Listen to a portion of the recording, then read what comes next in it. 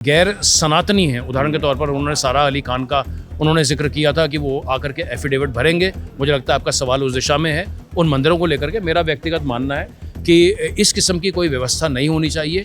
जो भी हमारे यहाँ पर आना चाहता है उनका स्वागत होना चाहिए। और ये बड़ी चिंताजनक बात उत्तराखंड राज्य के लिए कि 86 जीरो पिलग्रिम डेज थे। इन 86 दिनों में एक भी श्रद्धालु हमारे धामों में नहीं पहुंच पाए थे। आप हर साल ये रिपोर्ट निकालते हैं, क्या सरकार आपकी रिकमेंडेशन को मानती है? हमें तो कहीं दिखाई ऐसा नहीं देता है कि जो है इस पर कहीं कोई काम हो रहा है। पूरा का पूरा ध्यान सिर्फ और सिर्फ आंकड़ेबाजी में और रिकॉर्ड बनाने में है।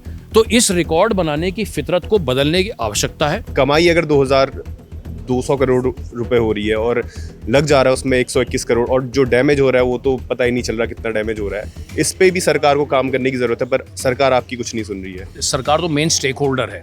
और प्रॉब्लम प्रैक्टिकली क्या होती है कि जब सरकार स्वयं गलत करती है तो जो आम जनमानस होता है या कोई भी व्यक्ति होता है, एक आम नागरिक होता है, वो भी कहता है कि भाई ये भी कर रहे हैं तो मैं भी कर लेता हूँ। एनजीटी की गाइडलाइंस है, वो क्या कहती है? जो रिवर बॉडी है उसके कितने नियरेस्ट पॉइंट पे घर, रेजिडेंशियल एरिया होने चाहिए? उदाहरण के तौर पर आप अगर रिस्पना पर ही देखेंगे जो विधानसभा बनी हुई है, तो ऐसे करके सैकड़ों उदाहरण है। 2013 की आपदा में स्वयं जो एसएसबी का कैंपस श्रीनगर में है, 2013 की आपदा में वो भी जो है ढह गया था उस बाढ़ के बाद में, लेकिन उसके बाद में उसको फिर से बना दिया गया।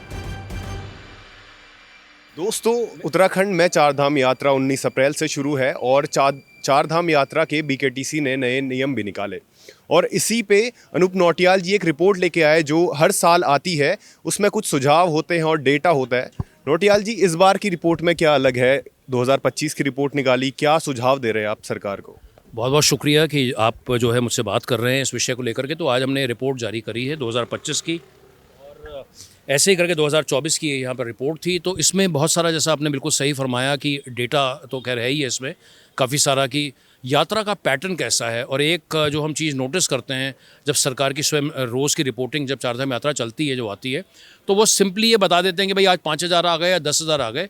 लेकिन हम कम से कम ये महसूस करते हैं कि सरकार के स्तर पर कहीं पर भी कोई एनालिसिस उसका या कहीं कोई आकलन नहीं होता है। तो उदाहरण के तौर पर हमने अपनी रिपोर्ट में अगर एक मैं प्रमुख डेटा पॉइंट को मैं अगर उसको इंगित करूं, हाईलाइट करूं, कि जो 51 लाख श्रद्धालु पिछले वर्ष 2025 में आए थे, उनमें से 72% श्रद्धालु, बल्कि अगर उसको और थोड़ा हम और डेप्थ में जाएं तो 34% श्रद्धालु पहले महीने में, 38% श्रद्धालु दूसरे महीने में, और जो बाकी 28% श्रद्धालु बचे वो अगले 5 महीनों में आए थे। तो सरल तरीके से बोलें तो लगभग 1/3 पहले महीने में, 1/3 दूसरे महीने में, और 1/3 जो है अगले 5 महीनों में आ रहे हैं।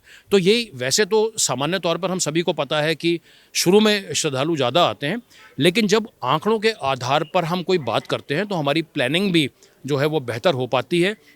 तो ये एक उदाहरण के तौर पर एक ऐसा एक आंकड़ा है। इसके अलावा कौन सी वो तारीखें थी, कब सबसे ज़्यादा श्रद्धालु आए? 86 दिवस पिछली बार की चारधाम यात्रा में ऐसे थे। और ये बड़ी चिंताजनक बात उत्तराखंड राज्य के लिए कि 86 जीरो पिलग्रिम डेज थे, हमने उसे नाम दिया है। इन 86 दिनों में एक भी श्रद्धालु हमारे धामों में नहीं पहुंच पाए थे। उदाहरण के तौर पर 38 दिवस ऐसे थे जब यमुनोत्री धाम में एक भी श्रद्धालु नहीं पहुंचे थे। 35 दिन ऐसे थे जब गंगोत्री धाम में एक भी श्रद्धालु नहीं पहुंचे थे। आप और हम सब जानते हैं कि उत्तराखंड राज्य के लिए चारधाम यात्रा हमारे राज्य के लिए, हमारे देश के लिए, और इवन विदेश से आने वाले श्रद्धालुओं के लिए कितना बड़ा एक आस्था का पर्व है। तो अगर 86 दिन अगर हमारे धामों में अगर कोई भी श्रद्धालु नहीं पहुंच पाता है तो ये अपने आप में एक बेहद बड़ी चिंता की बात है। इसके अलावा आपको भी जहन में होगा कि पिछली बार 5 हेली एक्सीडेंट्स में 13 लोगों की मृत्यु भी हुई थी। तो इस रिपोर्ट में उसका भी जिक्र है। ऐसे करके हमने कई अलग अलग बिंदुओं को इस रिपोर्ट में रेखांकित किया है। हमारी इस रिपोर्ट में अलग अलग किस्म के डेटा जिसको लेकर के अभी हम आपसे बात भी कर रहे थे वो भी इसमें है। और एक बड़ा मुख्य बिंदु इसमें जो इसमें 10 हमने आप जिसे हम रिकमेंडेशन या आप हमारी सलाह या हमारी मांग कह सकते हैं, उसको भी जो है हमने हाईलाइट किया है। आप हर साल ये रिपोर्ट निकालते हैं, क्या सरकार आपकी रिकमेंडेशन को मानती है? देखिए, हम तो रिपोर्ट निकाल करके दे देते हैं, लेकिन हमें तो कहीं दिखाई ऐसा नहीं देता है कि जो है इस पर कहीं कोई काम हो रहा है।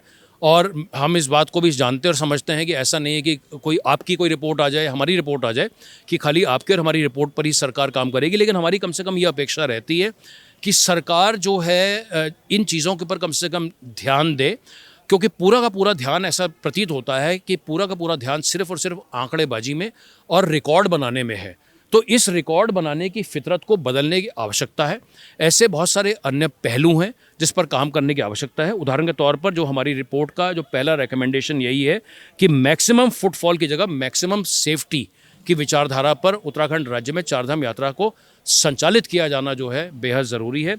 इसके साथ ही में कैरिंग कैपेसिटी के मसले को भी जो है हमने आज हाईलाइट किया है। प्रति श्रद्धालु मात्र 2,000 रुपये वो दे करके जा रहे थे। तो हमने एक हाई वैल्यू टूरिज़्म की बात करी है। जो आपका जो सवाल है, मुझे लगता है आपका सवाल इस बात को लेकर है, जो भी BKTC ने ये कहा कि जो गैर सनातनी हैं, उदाहरण के तौर पर उन्होंने सारा अली खान का उन्होंने जिक्र किया था कि वो आकर के एफिडेविट भरेंगे। मुझे लगता है आपका सवाल उस दिशा में है। उन मंदिरों को लेकर के मेरा व्यक्तिगत मानना है कि इस किस्म की कोई व्यवस्था नहीं होनी चाहिए। जो भी हमारे यहाँ पर आना चाहता है उनका स्वागत होना चाहिए। तो ये जो BKTC की ये जो नई जो उनकी जो बात सामने उभर करके आई है कि हमारे मंदिरों में इस बार जो होगा, विशेष तौर पर उन्होंने सारा अली खान का भी जिक्र किया कि गैर सनातनी नहीं आ पाएंगे। कम से कम मेरी सोच ये है कि इस दिशा में आगे नहीं बढ़ना चाहिए। और आप ये बोल रहे थे कि जो इनकम हुई है वो 200 करोड़ हुई है 2025 की। हाँ, वो 2024 के जो पहले 15 दिन यात्रा चली थी उसमें जो पूरा टर्नओवर हुआ था, जो सूचना महानिदेशक हैं उनके महोदय से जो उनके हवाले से जो बयान आया था वो ये आया था कि 200 करोड़ आय हुई थी। तो 10 लाख श्रद्धालु उस दौरान आए थे। तो जब हम इसकी बड़ी सरल गणित करते हैं तो ये पाते हैं। तो मतलब टोटल कितना होता है? मैं अपनी बात वही पूरा कर रहा हूँ और मेरी बात आप पूरा सुन लीजिए कि प्रति जो श्रद्धालु है वो मात्र 2,000 रुपये दे करके जा रहे हैं। तो स्वयं सरकार इस बात को ये कहती है कि जो हमारा टूरिज़्म है, ये पिलग्रिमेज है, जो उनकी पॉलिसी भी है कि हाई वैल्यू जिसे कहा जाता है कि हाई वैल्यू टूरिज़्म को हम प्रमोट करेंगे। तो इस दिशा पे काम करने की भी आवश्यकता है। लेकिन जो गाड़ियां यहाँ पे चल रही है, जो पोल्यूशन हो रहा है, उससे जो डैमेज हो रहा है वो इरिवर्सिबल है। जो सीवेज है, बाद में कचरा है श्रद्धालुओं का। तो अभी जो बजट निकला था वो 121 करोड़ रुपए का था इस साल का, 2026 की उसका। लेकिन कमाई अगर 200 करोड़ रुपए हो रही है और लग जा रहा है उसमें 121 करोड़, और जो डैमेज हो रहा है वो तो पता ही नहीं चल रहा कितना डैमेज हो रहा है। इस पे भी सरकार को काम करने की ज़रूरत है, पर सरकार आपकी कुछ नहीं सुन रही है। देखिए, जैसा मैंने कहा कि पहली बात ये 121 और 200 करोड़ को भी इस तरीके से हमें नहीं देखना चाहिए। क्योंकि 200 करोड़ तो वो पहले 15 दिन में जो 2024 का आंकड़ा मैं आपको बता रहा हूँ, क्योंकि यात्रा तो 15 दिन नहीं चलती, यात्रा तो ज़्यादा चलती है। लेकिन जो पहले 15 दिन में जो जानकारी आई थी, हम यही अनुमान लगा सकते हैं कि अगर 2,000 रुपये प्रति श्रद्धालु राज्य को मिले रहे थे, और वो 2,000 रुपये भी सरकार की जेब में पैसा नहीं जा रहा है। वो तो जो होटल्स हैं या ढाबे बने हुए हैं या जिन सुविधाओं का इस्तेमाल, तो सरकार कितना मुनाफा कर रही है? ये देखिए, सरकार का ध्येय चारधाम यात्रा से मुनाफा करने का कतई नहीं है और ध्येय होना भी नहीं चाहिए। सरकार व्यापार नहीं कर रही है, और खाली उत्तराखंड सरकार की बात ही नहीं, कोई भी सरकार जो है वो व्यापार नहीं करती है। लेकिन ये जो चारधाम यात्रा है वो सस्टेनेबली होनी चाहिए, क्योंकि जो कचरा वचरा है उसका डिस्पोजल होना चाहिए। तो वो असल में आप दो चीज़ों को मिक्स कर रहे हैं।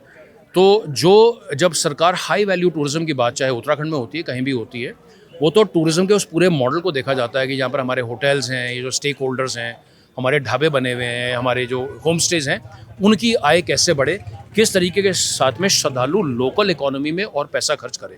तो वो वाली बात तो वैल्यू टूरिज्म की होती है। लेकिन जो आपने जो दूसरी बात बोली है, आपकी जो चिंता है वेस्ट को लेके, आपकी बात बिल्कुल जायज़ है। ये अपने आप में एक बेहद बड़ी गंभीर चुनौती है। बहुत सारे हमारे जो टाउन्स हैं वो गंगा जी के ऊपर स्थित हैं, और ये हमें देखने को आता है कि क्योंकि कचरा प्रबंधन का उसका प्रॉपर प्रबंधन नहीं है, तो वो कचरे का जो निस्तारण है वो सही तरीके से नहीं हो रहा है। तो चाहे वो कचरा प्रबंधन की बात हो, चाहे वो वायु प्रदूषण की बात हो, या चाहे हमारे ग्लेशियर्स के पिघलने की बात हो, साउंड पोल्यूशन की बात हो, इन तमाम पहलुओं पर काम करने की आवश्यकता है। एक और सवाल, आखिरी सवाल, जो NGT की गाइडलाइंस है वो क्या कहती है? जो रिवर बॉडी है उसके कितने नियरेस्ट पॉइंट पे घर, रेजिडेंशियल एरिया होने चाहिए? देखिए, NGT तो बार बार डायरेक्शंस देती रहती है कि जो आपकी नदी है उससे 100 मीटर दूर, 50 मीटर दूर जो है आपका कंस्ट्रक्शन नहीं होना चाहिए। लेकिन उसका तो हम खुलेआम, आप भी देखते हैं, हम भी देखते हैं, उसका तो जो है धड़ल्ले के साथ में उसका तमाम उल्लंघन होता है। इसका सबसे बड़ा उदाहरण, तो मैं अपनी बात पूरी कर लूँ चूँकि आपने सवाल पूछा है, तो उदाहरण के तौर पर आप अगर रिस्पना पर ही देखेंगे जो विधानसभा बनी हुई है, तो ऐसे करके सैकड़ों उदाहरण है। 2013 की आपदा में स्वयं जो SSB का कैंपस श्रीनगर में है, 2013 की आपदा में वो भी जो है ढह गया था उस बाढ़ के बाद में, लेकिन उसके बाद में उसको फिर से बना दिया गया। तो जब तक उत्तराखंड राज्य में ये जो कंस्ट्रक्शन है, जब तक इस पर लगाम नहीं लगेगी, जब तक जो गाइडलाइंस हैं उस पर काम लगाम नहीं कौन होगा। लगाएगी? सरकार। लगाम तो सरकार को ही लगाने का काम है। लेकिन और अभी जब काट बंगला मसूरी की ये बात है, वहां पे सरकार, क्योंकि लोग नदी के बगल में रह रहे थे तो सरकार ने उनको फटकार लगाई और उनको दूसरी जगह शिफ्ट किया। लेकिन जिस जगह शिफ्ट किया है वो एनजीटी गाइडलाइंस का पूरी तरह उल्लंघन कर रहा है, और सरकार, मतलब लोग करे तो इलीगल और सरकार करे तो लीगल, नहीं, वो ये देखिए, चल वो रहा आप है। सही कह रहे। देखिए इसमें क्या है ना, सरकार तो मेन स्टेक होल्डर है। और प्रॉब्लम प्रैक्टिकली क्या होती है कि जब सरकार स्वयं गलत करती है तो जो आम जनमानस होता है या कोई भी व्यक्ति होता है, एक आम नागरिक होता है, वो भी कहता है कि भाई ये भी कर रहे हैं तो मैं भी कर लेता हूँ। तो ये एक बड़ी खतरनाक परंपरा है, इसको हम परंपरा ही कहेंगे। इस पर बदलाव सरकार होने इस की- परंपरा को इसको बढ़ावा दे। हाँ, इसको बढ़ावा दे ही रही है, इसको बदलने की आवश्यकता है। Thank you very much. चलिए कीप अप द तो दोस्तों, ये रिपोर्ट थी चार धाम यात्रा की रिपोर्ट में, आप पहले वीडियो में देख सकते हैं और इसकी जानकारी के लिए हमारे चैनल में देख सकते हैं। इस रिपोर्ट में जो भी डेटा होता है 2024 की बनाई इनने, 25 की बनाई, और 2026 में सरकार को क्या रिकमेंडेशन है, क्या करना चाहिए, वो इनने सुझाव दिया। ऐसी रिपोर्ट्स और जानकारियों के लिए बने रहिए न्यूज़ वाला नेटवर्क के साथ। धन्यवाद।